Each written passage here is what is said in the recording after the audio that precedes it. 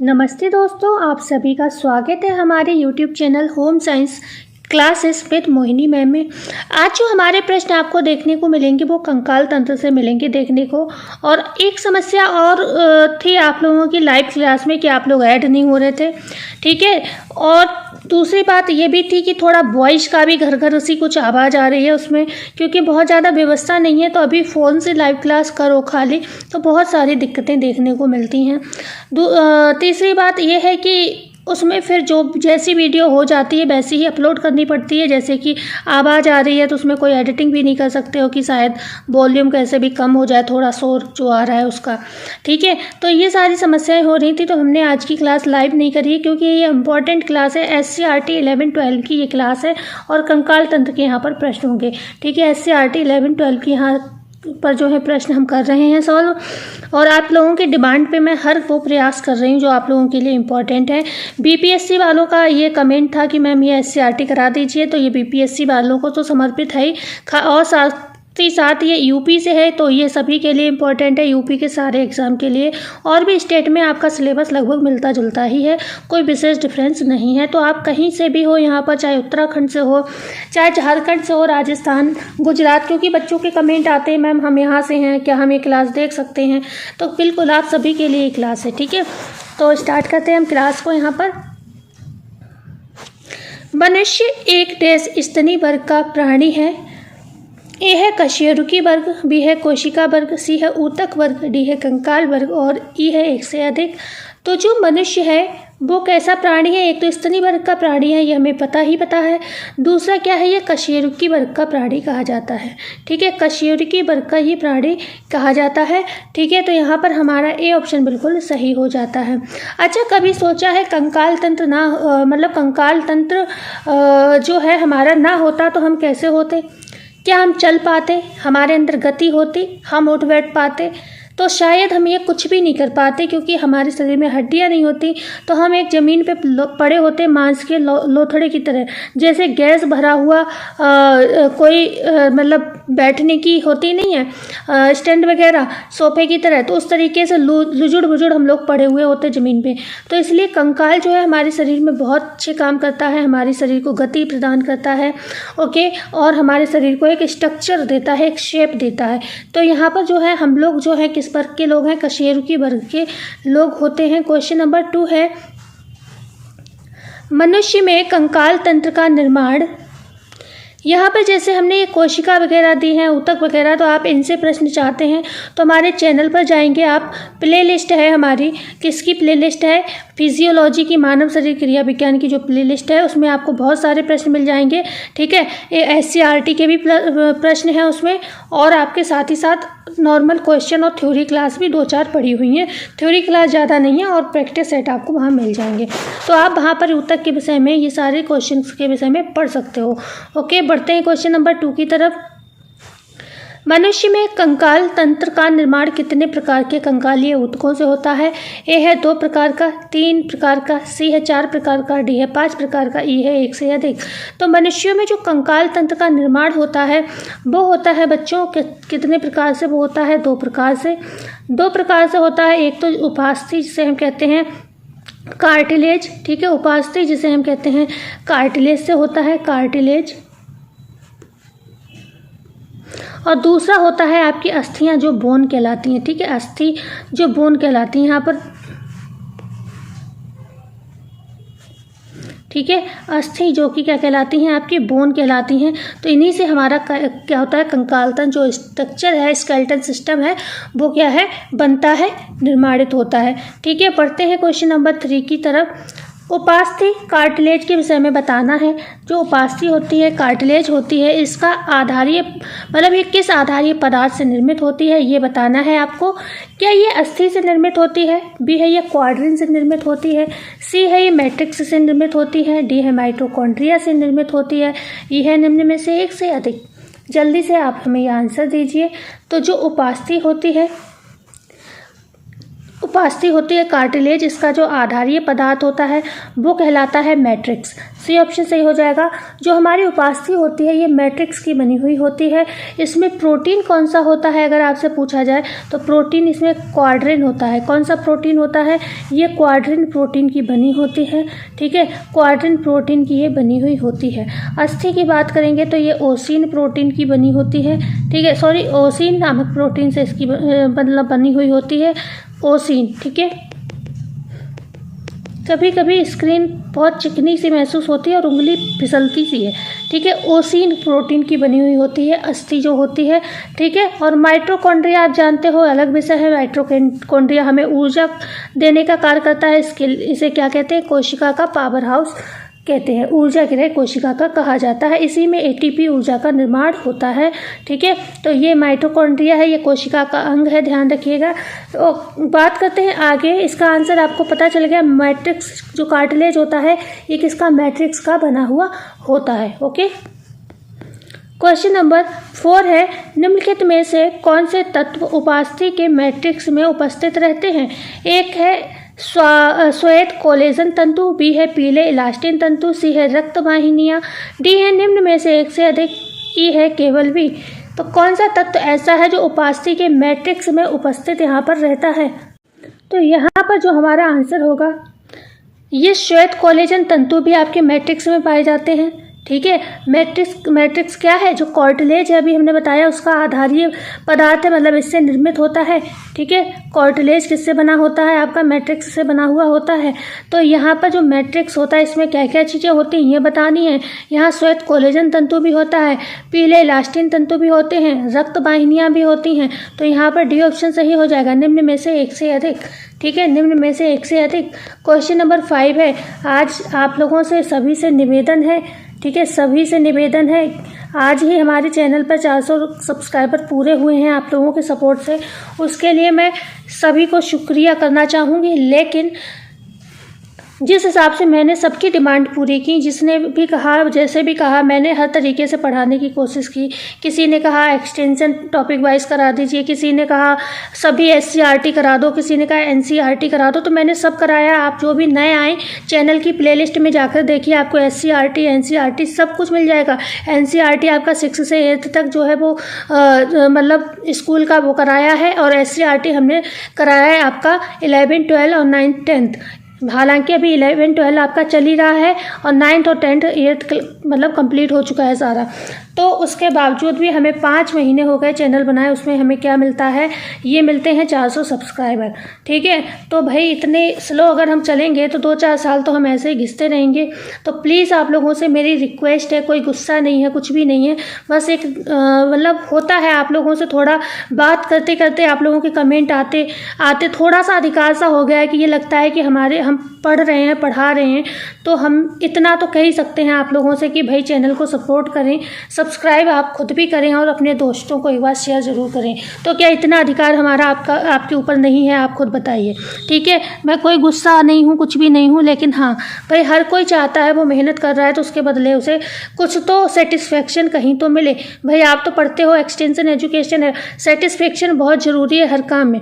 ठीक है, और मेहनत करो, उसके बदले कुछ ना प्राप्त हो तो थकान एक्स्ट्रा लगती है। ठीक है ना, तो आप लोग ज़रूर सपोर्ट करिएगा प्लीज़। तो क्वेश्चन नंबर 5 है, यहाँ पर उपास्थियों में कौन कौन सी कोशिकाएं उपस्थित रहती हैं? ए है कॉन्ड्रियोब्लास्ट, बी है उपास्थि कोशिकाएं, सी है एबा बी दोनों, डी है केवल बी, ई है निम्न में से एक से अधिक।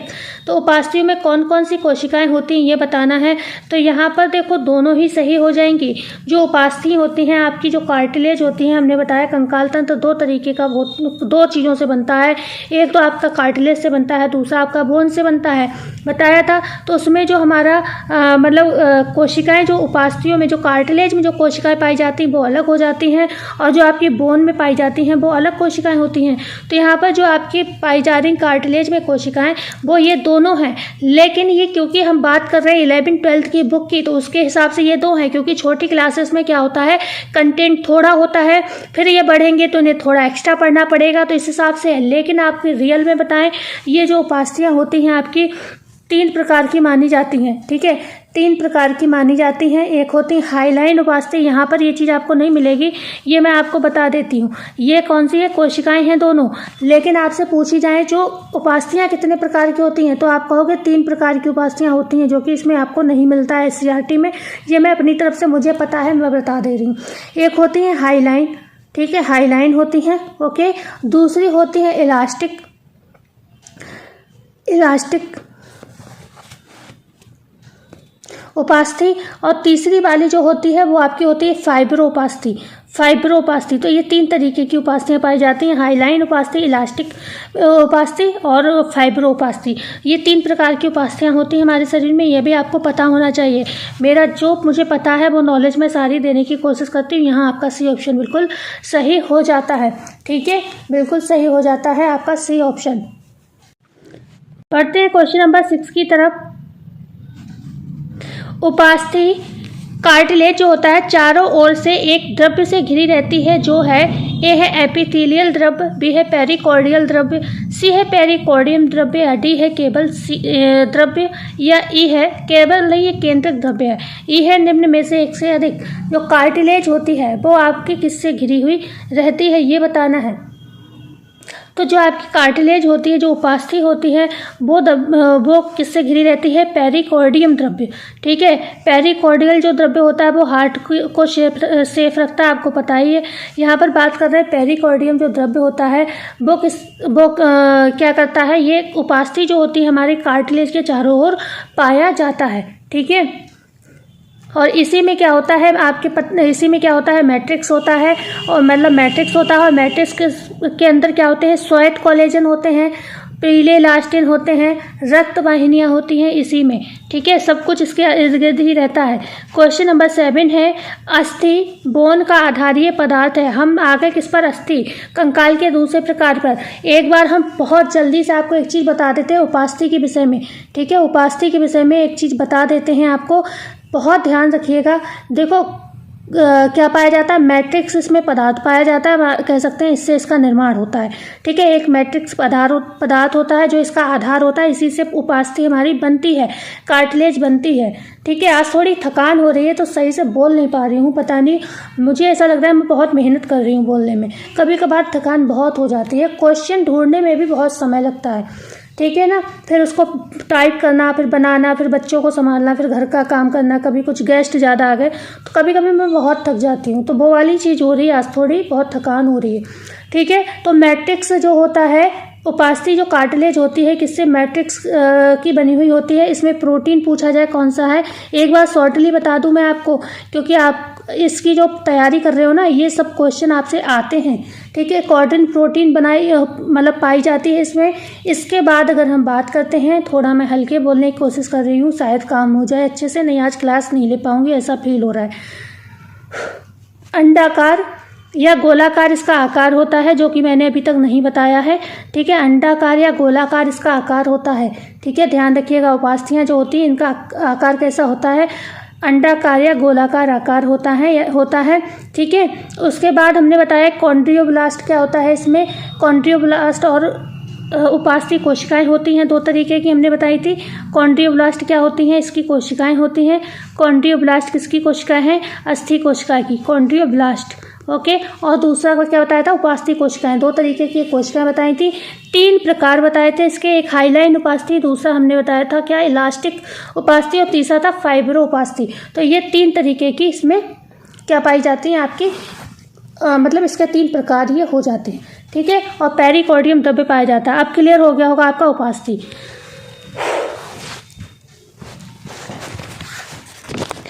क्वेश्चन नंबर 7 है, अस्थि बोन का आधारीय पदार्थ क्या है। ए है मैट्रिक्स है, बी है ओसिन है, सी है एक्टिन है, डी है मायोसिन है, या फिर ई है निम्न में से एक से अधिक। तो जो अस्थि होती है आपकी, बोन होती है, इसका आधारीय पदार्थ क्या होता है भाई, ओसिन प्रोटीन होता है। ओसिन से ही तो बनी होती है हमारी हड्डियाँ, ठीक है। और मतलब ओसिन प्रोटीन होता है और कुछ कार्बनिक पदार्थ से ये बनता है, ठीक है, प्लस कुछ अकार्बनिक पदार्थ से भी बनता है। अब आप जानते हो कार्बनिक पदार्थ क्या होते हैं, अकार्बनिक पदार्थ क्या होते हैं, ये भी आपको पता है। जो प्रोटीन है, वसा है, कार्बोहाइड्रेट है, ये सब क्या है, कार्बनिक पदार्थ हैं। ये जलते हैं, शरीर में एनर्जी देते हैं, ठीक है। प्रोटीन है, CHO है और फैट है, ओके। इसके अलावा अगर हम बात करेंगे जो अकार्बनिक है, जैसे खनिज है आपके, कार्बनिक है, ओके, खनिज है, अकार्बनिक पदार्थ है। तो ये क्या है आपके मतलब शरीर में जलने का काम नहीं करते, इनसे कोई राख प्राप्त आपको नहीं होती है कार्बनिक पदार्थों से। तो अस्थि जो है आपकी ओसिन प्रोटीन से बनी हुई होती है, मैट्रिक्स से उपास्थि बनी होती है, आपको पता है। एक्टिन क्या है और मायोसिन क्या है, ये हमारे मांसपेशी प्रोटीन है, मांसपेशियों का निर्माण होता है। दोनों ही क्या है, ये मांसपेशी प्रोटीन है, ओके। तो यहाँ पर हमारा आंसर कौन सा, बी सही हो गया। क्वेश्चन नंबर 8 है, अस्थि बोन की गलतिकाओं में कौन सी कोशिकाएं विकसित होती हैं। जो अस्थियां होती हैं, ये बोन होती हैं, इनमें कुछ गलतिकाएं पाई जाती हैं, ठीक है, कुछ गलतिकाएं पाई जाती हैं। तो ये इसमें कौन सी पाई जाती है ये बताना है। ऑस्टियोब्लास्ट अस्थि कोशिकाएं, ए व बी दोनों, डी है केवल ए, ई है निम्न में से कोई नहीं। तो जो ऑस्टियोब्लास्ट और अस्थि कोशिकाएं यहाँ पर दोनों ही सही हो जाएगा, सी ऑप्शन सही हो जाएगा। जो ऑस्टियोब्लास्ट होती हैं और अस्थि कोशिकाएं होती हैं, यही जो कोशिकाएं होती हैं अस्थियों में पाई जाती हैं और इसमें एक गर्तिका होती है, गड्ढे की जैसी चीज़ होती है, उसमें ये उपस्थित होती हैं। ऐसे उपास्थि को हमने बताया था किसमें पाई जाती हैं, अंडाकार और गोलाकार गर्तिकाओं में पाई जाती हैं। उपास्थि कहाँ पाई जाती है, अंडाकार गोलाकार गर्तिकाओं में पाई जाती हैं। और ये यहाँ पर दिया है कौन सा, ऑस्टियोब्लास्ट और अस्थि कोशिकाएं दो तरीके की होती हैं, ठीक है। तो अस्थि बोन की जो गर्तिकाएं होती हैं उसमें अस्थि की दो कोशिकाएं, ऑस्टियोब्लास्ट और अस्थि कोशिकाएं विकसित होती हैं, ओके। ये थोड़ा डिफिकल्ट है, इसको मैंने एक एक क्वेश्चन इसीलिए बना दिया है कि आप सीधे क्वेश्चन भी पढ़ लोगे तो भी चीज़ें लाइन से समझोगे, उसे लिखो ना, पहले तो क्लास को देखना, पहले लिखना, फिर उसको पढ़ना सही से, आपको जरूर समझ में आ जाएगा। एक एक क्वेश्चन बना दिया है, आपका क्वेश्चन में क्वेश्चन खुद निकलने लगेगा, फिर आपको बिल्कुल इजी हो जाएगा ये। वैसे ये डिफिकल्ट है सच में। अस्थियों का लगभग कितना भाग कार्बनिक पदार्थ से निर्मित होता है, ए है 2/3, बी है 1/3, सी है 3/4, डी है 3/3 या फिर ई है निम्न में से कोई नहीं। तो अस्थियों का कहते हैं 1/3 भाग जो होता है कार्बनिक पदार्थों से निर्मित होता है, बी ऑप्शन सही हो जाएगा। भाई हम बात करेंगे किसके, अकार्बनिक पदार्थ की, ठीक है। तो वो होता है 2/3, ठीक है, 2/3 जो हमारी अस्थियां होती हैं, 2/3 कार्बनिक पदार्थ और 1/3 किससे, कार्बनिक पदार्थ से ये निर्मित होती हैं, ठीक है। बढ़ते हैं आगे, क्वेश्चन नंबर 10 की बात करेंगे। हैवर्सियन नलिकाएं कंकाल के किस भाग में यहाँ पर स्थित होती हैं। जो हैवर्सियन नलिकाएं होती हैं वो कंकाल के किस भाग में होती हैं, यह आपको बताना है। ए ऑप्शन है ओसिन में, बी है ऑप्शन है कार्टिलेज में, सी है मैट्रिक्स में, डी है अस्थि में और ई है निम्न में से कोई नहीं। तो यहाँ पर जो हैवर्सियन नलिकाएं होती हैं, इनका जाल सा होता है, वो मैट्रिक्स में उपस्थित होती हैं और इसी मैट्रिक्स के चारों ओर की जो गर्तिकाएं होती है उसमें क्या पाई जाती है, आपकी अस्थि कोशिकाएं पाई जाती है। देखो कंकाल तंत्र जो है आपका भले ही अस्थि और उपास्थि से मिलकर बना है, लेकिन है तो सब शरीर के अंदर ही। तो जो मैट्रिक्स है, मैट्रिक्स की गर्तिकाओं में ही आपकी अस्थि कोशिकाएं जो हैं देखने को मिलती हैं, जो कि कहाँ पर होती है, जो हैवर्सियन नलिकाएं होती हैं उनके चारों ओर होती हैं, ठीक है। जो आपकी हैवर्सियन ये नलिकाएं होती हैं, इन्हीं के चारों ओर क्या होता है, अस्थि कोशिकाएं रहती हैं, ठीक है। ये नलिकाओं के समान जैसे नली नहीं होती उस तरीके से ये होती हैं, ओके। बढ़ते हैं क्वेश्चन नंबर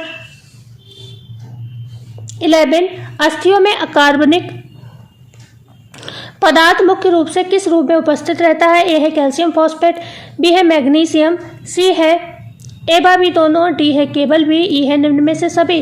तो अस्थियों में जो अकार्बनिक पदार्थ है वो किस रूप में होता है, यहाँ पर भी सी ऑप्शन सही हो जाएगा। वो कैल्शियम फॉस्फेट या मैग्नीशियम फॉस्फेट के रूप में रहता है, ठीक है। Calcium phosphate, calcium plus phosphorus, magnesium phosphate, magnesium plus phosphorus, क्योंकि कैल्शियम के अवशोषण में मैग्नीशियम, फॉस्फोरस और विटामिन डी सभी आवश्यक होते हैं। तो इसलिए जो अस्थियों में कार्बनिक पदार्थ होता है वो किस रूप में होता है, वो कैल्शियम फॉस्फेट या मैग्नीशियम फॉस्फेट। तो दोनों यहाँ पर सही हो जाएंगे, ठीक है। बढ़ते हैं क्वेश्चन नंबर 12 की तरफ।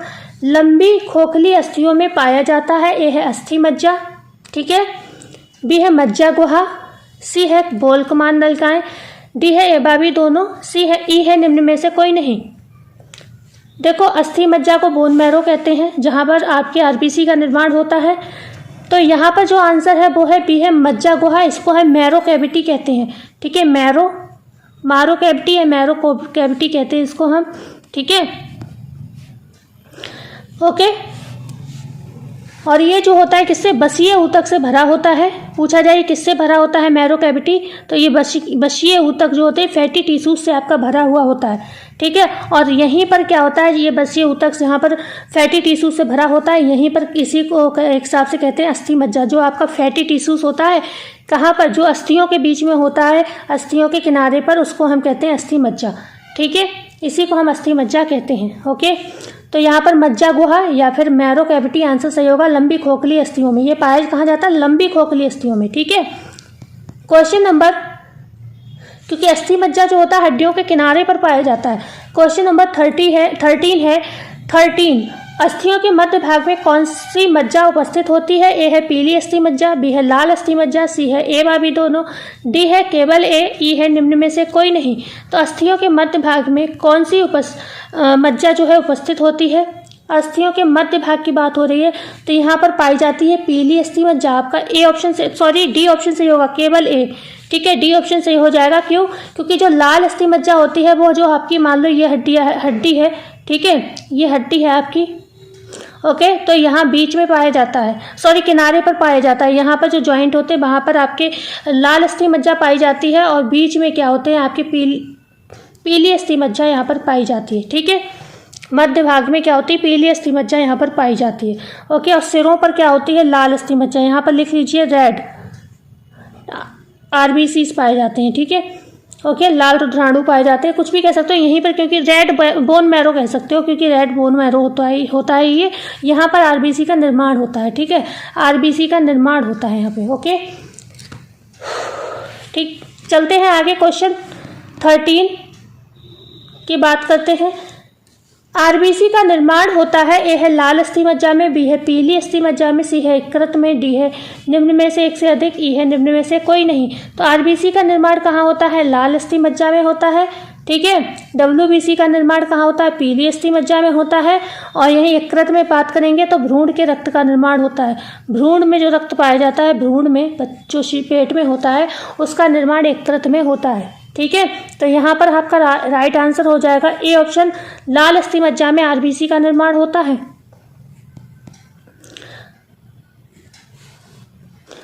क्वेश्चन 15 है, अस्थि मज्जा जिन कोशिकाओं के आवरण से घिरी रहती है उन्हें क्या कहा जाता है। क्या अंतराच्छद कहा जाता है या एंडोस्टियम कहा जाता है, सी है ए व बी दोनों, डी है केवल बी, ई है निम्न में से एक से अधिक। तो आजकल एक चलन बन गया है कि इंग्लिश को हिंदी में लिख देना, हिंदी को इंग्लिश में लिख देना। तो यहाँ पर जो राइट आंसर होगा सी ऑप्शन हो जाएगा। क्यों, क्योंकि अंतराच्छद पूछा जाए, एंडोस्टियम पूछा जाए, ये दोनों ही क्या चीज़ है, सेम ही चीज़ है। अंतराच्छद को ही इंग्लिश में एंडोस्टियम कहा जाता है, ठीक है, एंडोस्टियम कहा जाता है। और इसकी स्पेलिंग की अगर हम बात करें एंडोस्टियम की, तो ये है, लिख लीजिएगा एंडोस्टियम, ओके, ये ई है और ये यूएम है, एंडोस्टियम, ये स्पेलिंग इसकी हो जाती है, ओके। तो ये जो अस्थि मज्जा होता है इन कोशिकाओं के आवरण से घिरा रहता है, और जो कोशिकाएं हैं उनका नाम है एंडोस्टियम या फिर अंतराच्छाद हिंदी में कहते हैं, ओके। बढ़ते हैं क्वेश्चन नंबर 16।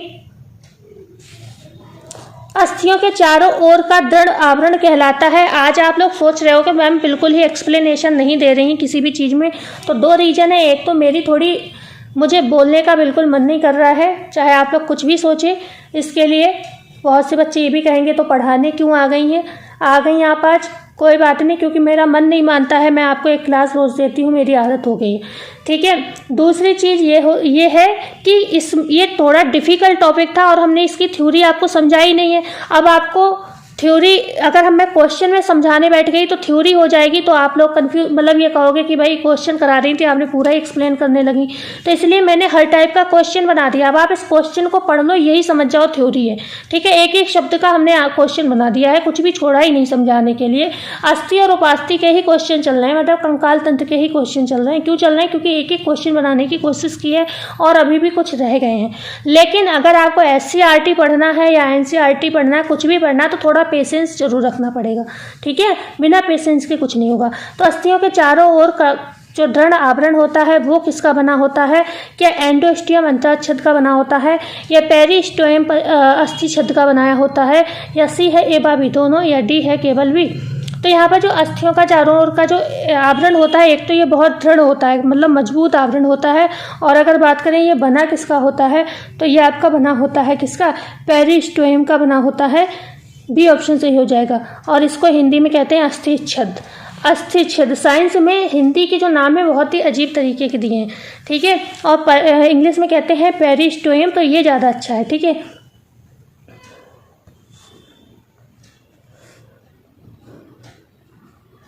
ओके, ये मैंने यहाँ पर स्पेलिंग लिख दी, आप इंग्लिश में देख लीजिए। बढ़ते हैं आगे। क्वेश्चन नंबर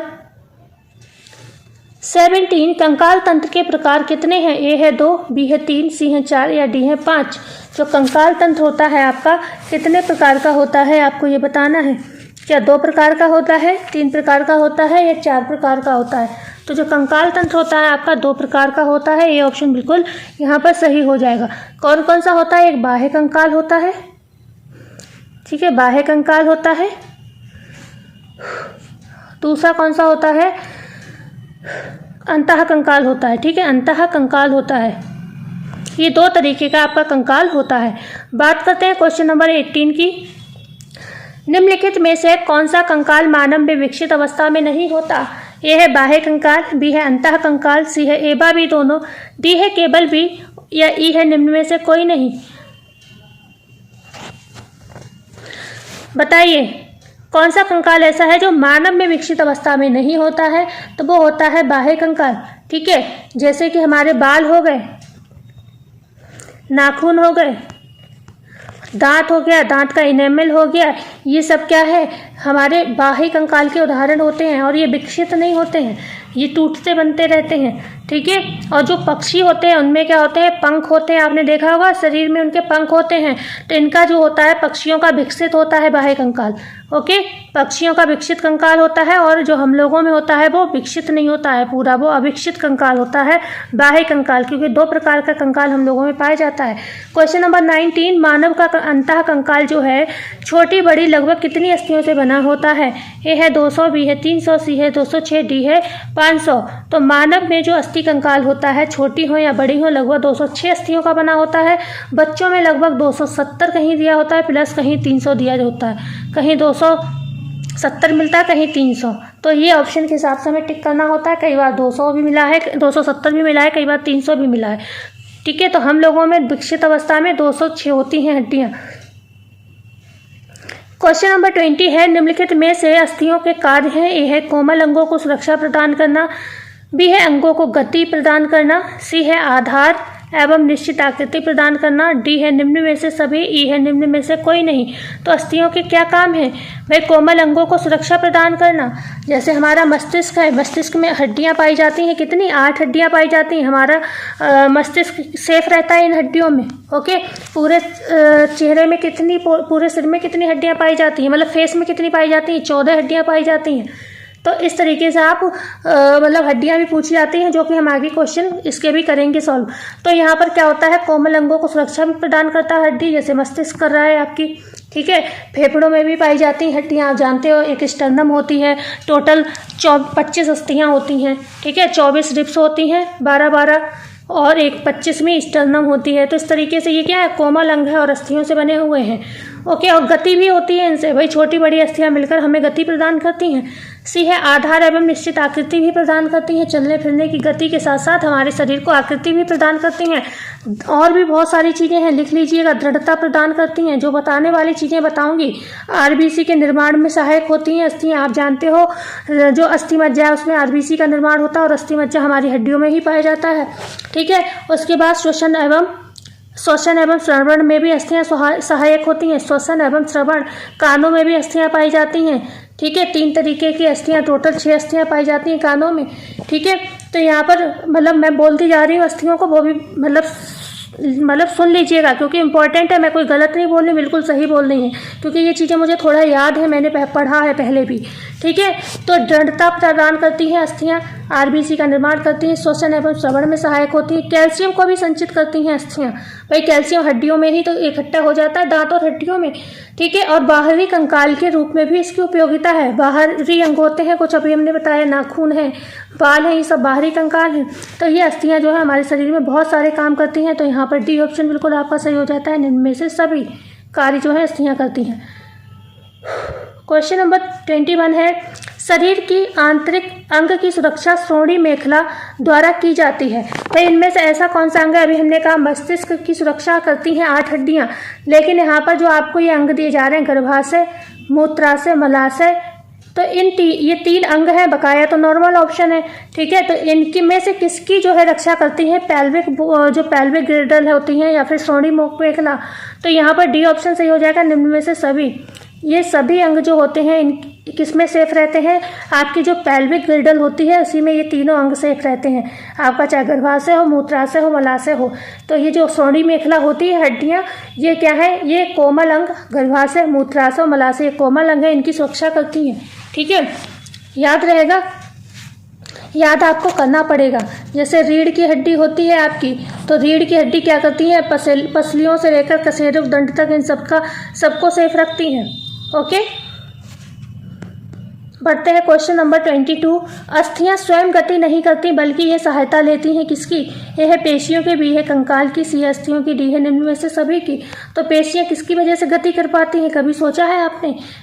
अस्थियां किसकी वजह से गति कर पाती हैं? पेशियों की वजह से। अगर पेशियां नहीं होती तो हमारे शरीर में कोई गति, कोई मूवमेंट नहीं होता।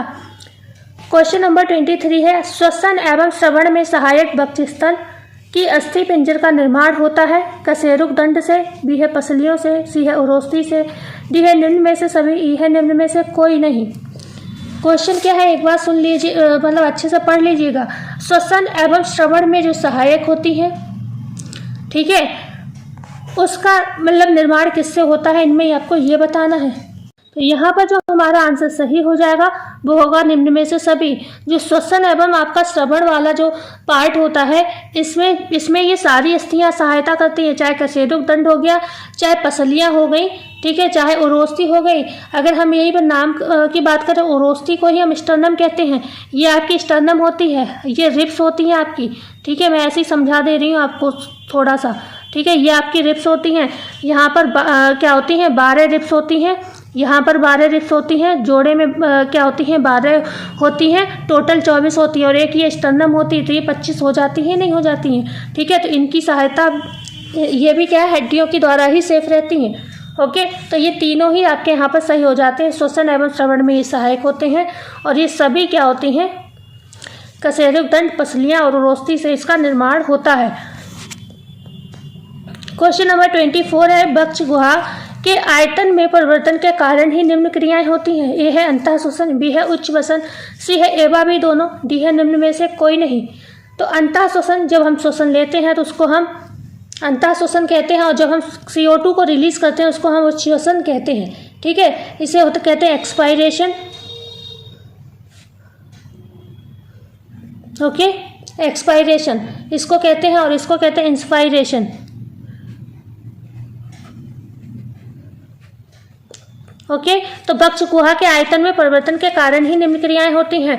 जब हम क्या करते हैं? ऑक्सीजन लेते हैं, कुछ भी कहते हैं, करते हैं, तो जो हमारे लंग्स होते हैं, फेफड़े होते हैं, उनका आयतन क्या होता है? घटता बढ़ता है। उसकी जो पेशियां होती हैं, जो हमारे लंग्स होते हैं उसमें पेशियां पाई जाती हैं, तो उनमें संकोचन विवेचन होता है, जिसके कारण क्या होता है? आयतन पूछा जाए कैसा होता है? घटता बढ़ता है। कभी सिकुड़ जाएगा, कभी फैल जाएगा, ठीक है, घटता बढ़ता सा है। उसमें जो मसल्स होती हैं वो, ठीक है, फेफड़े नहीं है, जैसे हार्ट का दिखता है उस तरीके से नहीं होता है, लेकिन जो इसमें जो पेशियां पाई जाती हैं उनमें संकुचन विमोचन होता है, ठीक है। तो ये आयतन घटता है और बढ़ता है, और जिस कारण से आपके अंतः श्वसन और उच्चवसन होता है, ठीक है। तो ये आयतन के घटने बढ़ने की वजह से ही ये दोनों क्रियाएं होती हैं।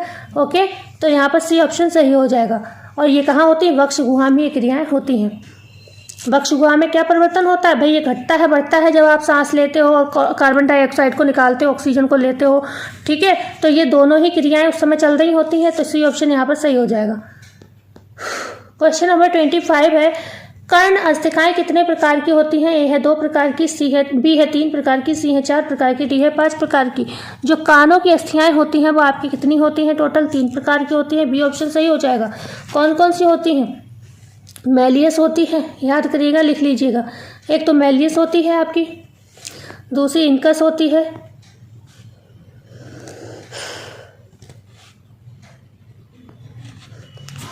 और तीसरी कौन सी होती है? स्टेपीज होती है। और जो स्टेपीज होती है ना, यही सबसे छोटी हड्डी होती है कान की। कान की हड्डी स्टेपीज सबसे छोटी हड्डी होती है। और जांघ की जो फीमर होती है ये जांघ की होती है, जो कि सबसे लंबी हड्डी होती है। ठीक है, सबसे बड़ी हड्डी होती है ये। ओके, ऐसे ही जो आपका निर्माण होता है आरबीसी का, उसकी अगर हम बात करें कहाँ होता है, तो भाई ये वाली हड्डियाँ कहाँ पाई जाती हैं? आपकी हाथ में और पैरों में ही पाई जाती हैं, लंबी अस्थियाँ होती हैं। ओके, बढ़ते हैं क्वेश्चन नंबर 26। हमारे शरीर में कैल्शियम की अधिकांश मात्रा संचित रहती है। है मांसपेशियों में, बी है अस्थियों में, सी है ओसिन में, डी है यकृत में, ई है निम्न में से एक से अधिक। तो हमारे शरीर में जो कैल्शियम की अधिकांश मात्रा है कहाँ स्थित रहती है? भाई अस्थियों में रहती है। अभी बात हुई थी कैल्शियम फॉस्फेट या फिर मैग्नीशियम फॉस्फेट के रूप में। बी ऑप्शन बिल्कुल सही हो जाता है। Question number 27। कंकाल तंत्र का बाहरी भाग कहलाता है। ए है नाखून, बी है बाल, सी है दांत, डी है निम्न में से एक से अधिक, ई है निम्न में से कोई नहीं। तो कंकाल दो प्रकार का होता है, एक होता है बाह्य कंकाल, दूसरा होता है अंतः कंकाल। और अभी तक जो हम बात कर रहे थे वो सब अंतः कंकाल की चीज़ें थी। अब हम बात कर रहे हैं तो ये बाह्य कंकाल की चीज़ें होती हैं, जो हमारे शरीर में क्या होता है? पूर्णतः विकसित नहीं होता, मतलब अर्ध विकसित हो सकता है, पूर्णतः विकसित नहीं होता। ठीक है, क्यों? बाल भी टूटते रहते हैं, नाखून भी टूटते रहते हैं, तो ये पूर्णतः विकसित नहीं माने जाते। तो डी ऑप्शन हो जाएगा। तो बाहरी भाग किसका बना होता है? नाखून, बाल, दांत जो होते हैं ये बाहरी भाग में आते हैं कंकाल के। Question number 28। अस्थियां लगभग कितने प्रकार की होती हैं? ए है 3 प्रकार की, बी है 2 प्रकार की, सी है 5 प्रकार की, डी है 6 प्रकार की। तो जो अस्थियां हमारी होती हैं वो लगभग 6 प्रकार की होती हैं। डी ऑप्शन हमारा बिल्कुल यहाँ पर सही हो जाएगा। कौन कौन सी होती हैं एक बार नोट करना होगा सबको। लंबी अस्थियाँ, ठीक है, लंबी अस्थियाँ। दूसरी हो जाती हैं आपकी चपटी अस्थियाँ। तीसरी हो जाती हैं आपकी घनाकार अस्थियाँ। और बात करेंगे चौथे नंबर की बात करेंगे तो ये होती हैं बक्राकार अस्थियाँ। और बढ़ते हैं 5वें नंबर पे, तो ये होती हैं विषम अस्थियाँ। ठीक है, विषम अस्थियाँ। और 6 नंबर की अगर हम बात करते हैं तो ये होती हैं छोटी अस्थियाँ। जैसे अभी कान की अस्थि हमने बताई थी स्टेपीज, ये एक छोटी अस्थि है। ये हाथ पैर की जो उंगलियाँ होती हैं इनमें और छोटी हड्डियाँ पाई जाती हैं, तो ये छोटी अस्थियाँ हो जाती हैं, आपकी उंगलियों में पाई जाती हैं। ठीक है, तो 6 तरीके की अस्थियाँ होती हैं। क्वेश्चन नंबर 29 की बात करेंगे। लंबी अस्थियों का मध्य भाग कहलाता है। ए है सॉफ्ट, बी है आरबीसी, सी है डब्ल्यूबीसी, डी है अस्थि मज्जा या ई है मज्जा गुहा। लंबी अस्थियां जो होती हैं उनका मध्य भाग आपको बताना है क्या कहलाता है। तो इनका मध्य भाग सॉफ्ट कहलाता है। ठीक है, इनका मध्य भाग क्या कहलाता है? सॉफ्ट कहलाता है। जो लंबी अस्थियां होती हैं कैसी होती हैं? इनका जो दोनों सिरों का जो भाग होता है, अभी हमने बताया, मान लो ये अस्थि है लंबी है, ठीक है, तो ये इसका जो सिरा वाला भाग होता है वो बताना है कैसा होता है। तो ये मुट्ठी नुमा होता है। ठीक है, मुट्ठी नुमा होता है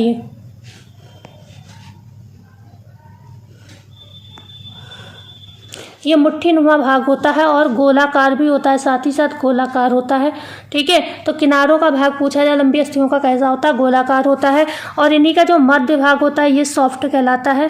ठीक है, सॉफ्ट कहलाता है। ठीक है, और इनके मतलब सबसे ऊपर, मतलब इसके ऊपर क्या होता है, मतलब ये बीच में क्या होती है? खोखली अस्थि होती हैं। ये सब खोखली होती हैं बीच में, तभी इनमें इतना ज़्यादा वजन नहीं होता है। देखने में ये हड्डियाँ मजबूत होती हैं लेकिन इनमें इतना वजन नहीं होता क्योंकि ये खोखली होती हैं। और इन्हीं खोखले में कहाँ क्या भरा होता है? मज्जा गुहा भरा होता है। मज्जा गुहा जिसे हम कहते हैं ना, बसीय ऊतक भरा होता है और इन्हीं में अस्थि मज्जा पाया जाता है। ठीक है, अस्थि मज्जा पाया जाता है इन्हीं में। ठीक है, ध्यान रहेगा।